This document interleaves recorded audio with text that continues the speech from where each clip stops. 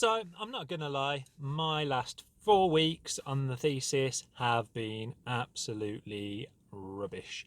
I'm tired, I'm grumpy, and on Sunday night I thought, you know what, I've had enough of this. I'm gonna drive to Scotland and have a little break.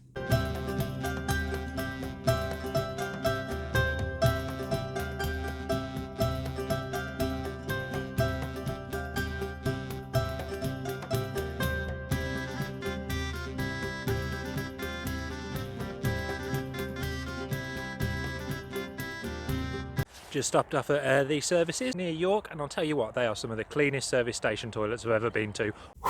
Anyway, back to it.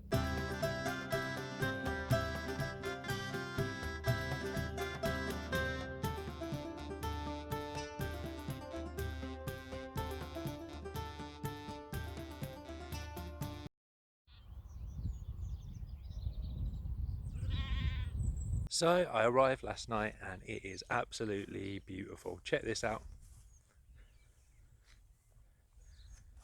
Far more relaxing than Wolverhampton. I'm not saying Wolverhampton's not lovely, it is, but this is far more relaxing. During the drive down as well, I had a little opportunity to think about some of the things that have perhaps been stressing me out a little bit more, or why I've been feeling a little bit less great than I usually do. One of them, I'd definitely say, is just a complete and utter failure to look after myself. I've been doing a load of things. Hang on, let me find somewhere to sit down. I haven't been going to bed at the right times. I've probably been eating absolute rubbish. There we go.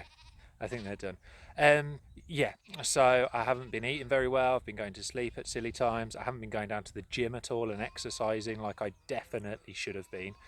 And all that's amalgamated in me just feeling generally a bit bleh.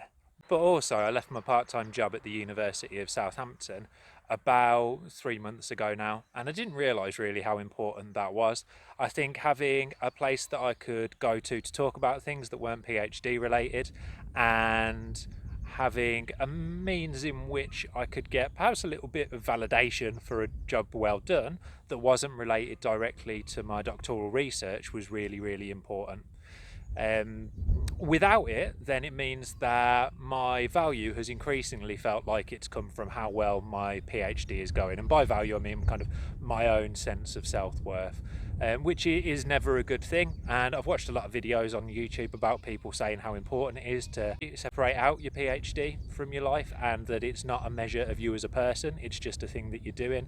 And increasingly, I think I've kind of become sucked into the narrative in my own head that my PhD is more than just a PhD, and it is the biggest indicator of who I am and my worth as a person, which, needless to say, isn't really a very healthy position to be in.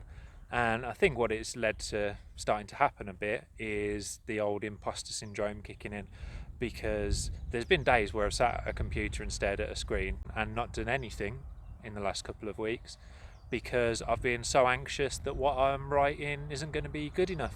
Which is silly, right? Because the whole process of doing a PhD is it's supposed to be an academic apprenticeship, and I'm not supposed to be perfect. And the reason that you write drafts is because they're not going to be good enough. So then you can send them off to your supervisors, and then they'll help you make them good enough.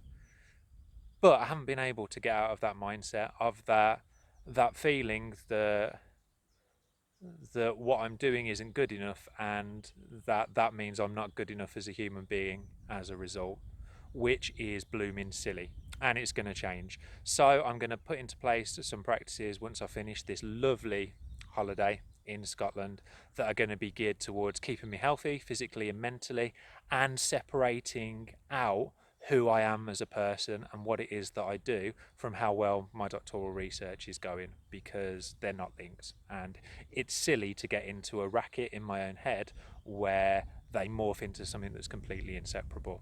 I'm sure I'm not alone having these feelings, and it's something that's quite common amongst PhD students. Maybe if you're studying yourself and you're watching this, drop in the comments section below if it's something that you've experienced yourself, or if you've got any tips about how to look after yourself while you're doing a PhD. Then I know I'd be really, really pleased to hear them, so drop that in too.